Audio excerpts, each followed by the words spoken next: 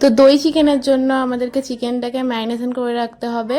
তার জন্য টক দই, সরষের তেল, লঙ্কা গুঁড়ো, হলুদ গুঁড়ো, জিরে গুঁড়ো, ধনে গুঁড়ো সব দিয়ে মিক্স করে ম্যারিনেশন করতে রেখে দিয়েছি 1 ঘন্টার জন্য। তারপরে তেল দিয়ে আলুগুলো ভেজে ভালো করে ওই তেলেই পেঁয়াজ, সিমলা মির্চ আর কাঁচা লঙ্কা ভালো করে ভেজে নুন দিয়ে ভাজা হয়ে গেলে তারপর ম্যারিনেশন করা চিকেনগুলোকে দিয়ে দিতে হবে। দেওয়া হয়ে গেলে একটু ভেজে নিতে হবে, তারপরে ঢাকা দিয়ে দিতে হবে। তারপর এইভাবে আমি 2-3 বার ঢাকা দিয়ে ঢাকা খুলে নেড়ে নিয়েছি।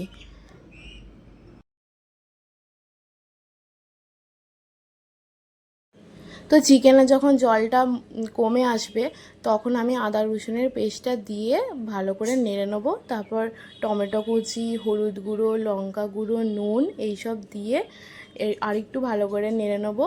তারপর হয়ে গেলে আমি যে ভেজে রাখা আলুগুলো দিয়ে দেবো, দিয়ে আরেকটু ভালো করে কষিয়ে নেবো চাপা দিয়ে। হয়ে গেলে তারপর পরিমাণ মতো জল দিয়ে, বেশি জল দেওয়া যাবে না, কারণ দই চিকেনে বেশি জল দিলে ভালো লাগবে না খেতে। তো এই যে ঢাকনাটা খুলে এবার আলুগুলো একটু ভালোভাবে একটু নেড়ে নিলাম, তারপরে একটু জল দিয়ে দিলাম, বেশি জল দেব না। তারপর চিকেনটা হয়ে আসলে ওতে ধনেপাতা কুচি আর আমার হোমমেড গরম মশলা গুঁড়ো বানিয়েছিলাম সেটা দিয়ে দেবো 2 চামচ মতো। আর দেয়া হয়ে গেলে ভালো করে নেড়ে চেড়ে নিতে হবে। তারপর আমাদের তৈরি হয়ে গেলে দই চিকেন।